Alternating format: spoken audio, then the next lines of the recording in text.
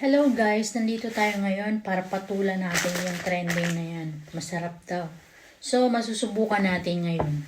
Ito yung binili nating bell pepper na green. Tapos, itatry ko din yung red. Yung red at saka itong orange. Tingnan natin kung alin ang masarap. Then, itong cheese na pagkamahal-mahal naman ito. 18. 19 shekels. Diyos ko. Then, itong Cheetos. Cheetos na cheese flavor. Actually, paborito ko ito. Kahit ito na lang ang paborito ko. So, let's start now. We started. Hindi ako mahilig sa cheese.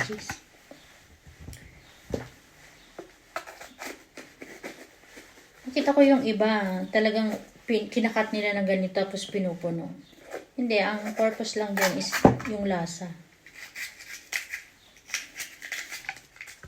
Kahit wag niyong punuin, kahit ganito lang siya. Ganito lang, mag-cut kayo ng ganito. Then, kuha tayo ng cheese. Lagay natin dyan. Ayan. Para malalasahan mo lang. Yun. Ganyan lang. Then, lagyan natin ito. Cheetos na cheese flavor.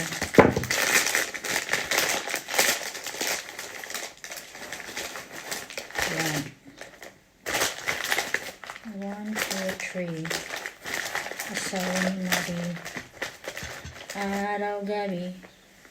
Yan. Ganyan. May cheese. May ganito. Tingnan na natin.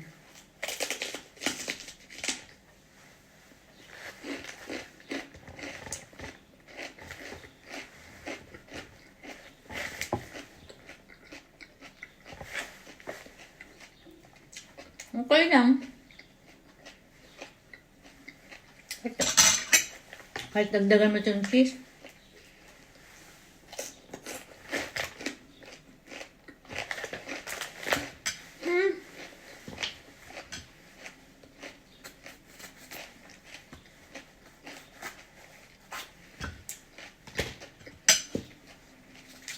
Okay lang naman.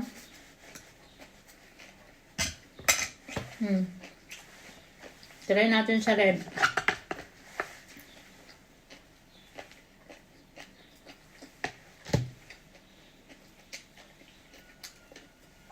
Hinay-hinay sa cheese kasi yung cholesterol.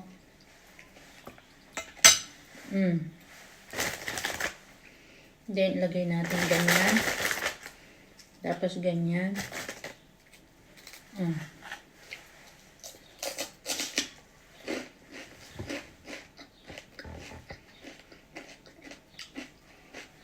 The same.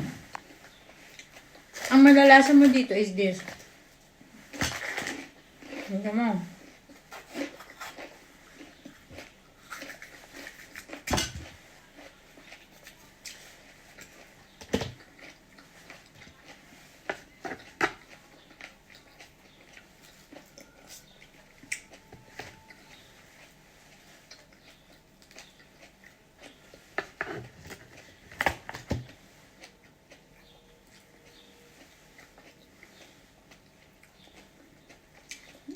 Hindi ko alam kung anong purpose nitong cheese. Kainin mo to ng ganito lang, solo. Tapos ito, solo din, kainin mo.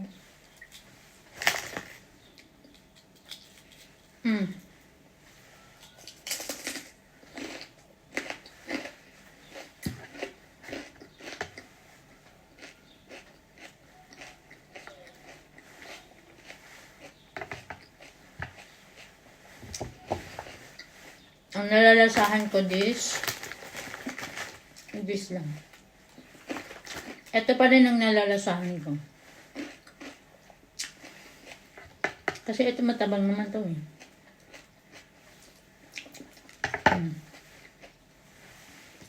Ang Philadelphia cheese Philadelphia cheese. Matabang.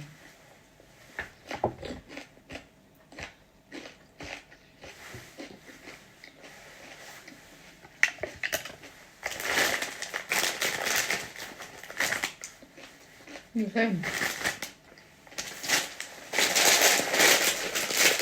Alam mo, ganito na lang bilhin mo. Oh. Ang flavor niya, ganun. Bell pepper.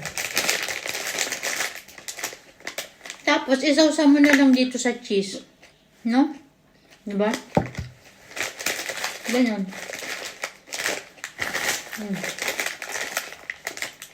Lahat ito paborito ko kasi crunchy siya. Pwede mo naman siyang i-ganon na lang. Ganyan. Hindi naman masarap. No. Para sa akin hindi masarap.